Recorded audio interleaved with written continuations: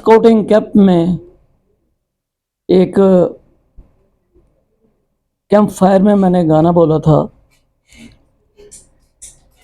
पकती है जब दाल, पकती है जब दाल, मेरा दिल रोता है, कैंप का पकवान निराला होता है, पेट में गुड़ गुड़ हाथ में लोटा होता है, कैंप का पकवान निराला होता है।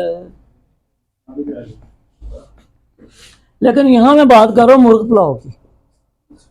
मरे कॉलेज, सियालकोट, रीड हॉस्टल और स्कॉट, किंग एडवर्ड का ब्रूम हॉस्टल, पीएमसी के जैलगर, किसान हाल, इकबाल हाल और लियाकत हाल जैसे हमारे ज़माने में एक लड़के के नाम पर वारस हाल रखा गया, जिसे जो एक तलवा यूनियन का थंब था। हॉस्टल के मेस के अपने खाने लाजवाब होते। क्या पकाया जी? मुर्ग पुलाव मुर्ग और साथ शामी कबाब, कभी रोस्ट मुर्गे, आलू कीमा, फिर किसी दिन कीमा आलू।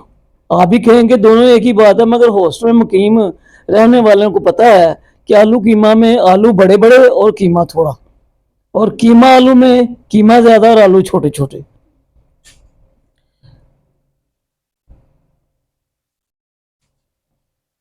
कभी कॉलेज बंद होता और छुट्टियां होती तो हम तीनों रूममेट मिलकर खाना पकाते। डॉक्टर इब्राहिम खान पिंडी गेट वाले खाने के सामान का एहतमाम करते और डॉक्टर जफर इकबाल पे खाना पकाते, और मेरी ड्यूटी बर्तन धोने की, घर वालों को ना पता चले, शायद इसलिए कि बर्तनों के अलावा गुनाह भी धोने होते हैं। एक दिन एक मसला पेश आ गया कि दोस्त की ड्यूटी यह भी होगी कि खाना पेश करेगा, यानी दस्तरखान भी लगाएगा और चुनेगा। ये मसला भी मुझे करना पड़ा। 11 नाल बहारा हॉस्टल में जहां हम रहते,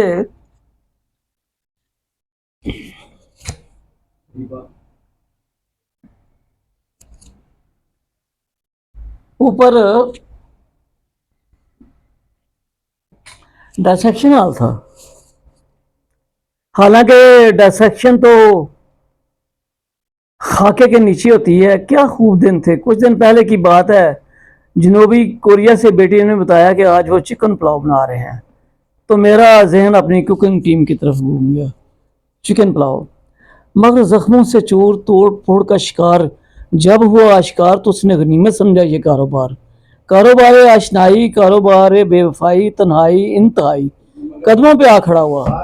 अब उसके जहन में कदम ब कदम, गाह बेगाह, हद्दे नगाह, हद्दे इंतहा, वो तो जमीन पर खड़ा था, लगा अपने आप को कोसने। ये क्या कर दिया? नाफरमानी, बेईमानी, शर्म आनी चाहिए तुम्हें। कदम तो सब गया, मगर कदमों पे कोई खड़ा होता है, वगरना लड़खड़ाते रहते हैं ये कदम। ये तो कदमों की बात है। उसने अपने हाथों को देखा, सब हिस्सों को, हिस्से समा बसर, सूंघने की, सोचने की, देखने की, हिस्से चखने की, हिस्स उसके जिस्म का रुआ रुआ उसके खिलाफ गवाही देगा। वो कहाँ गया, क्या क्या देखा। कदम देखने लगा, हाथों में कलम, क्या लिखा, क्या सोचा, दिल में किसे बुलाया बसाया, किसे रुलाया, किसे हंसाया। वो अपने आप को ही कोसने लगा, ये जिस्म मेरा नहीं, मैं इस पर मर्जी करता रहा, हर चीज को कुव्वत गोयाई हो जाएगी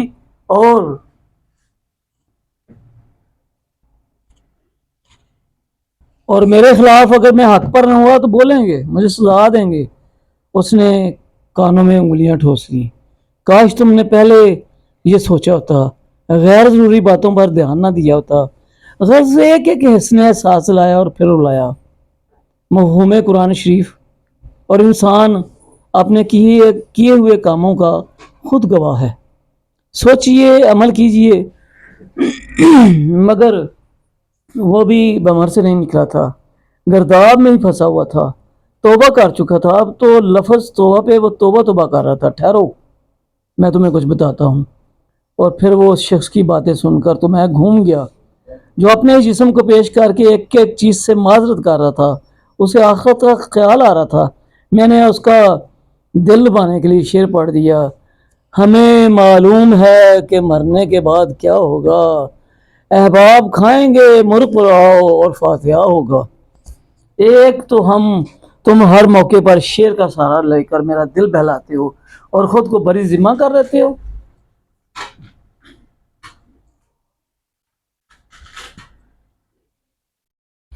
तुम्हारे भी रंग ढंग देख रहा हूँ, तुम कहते थे ये दुनिया फानी है, आनी जानी है। मैं तौबा कर चुका था मगर क्या करूं जलील, काली घटा को देखकर नीयत बदल गई। शायद अगले दिन में फिर बारिश हो। Thank you.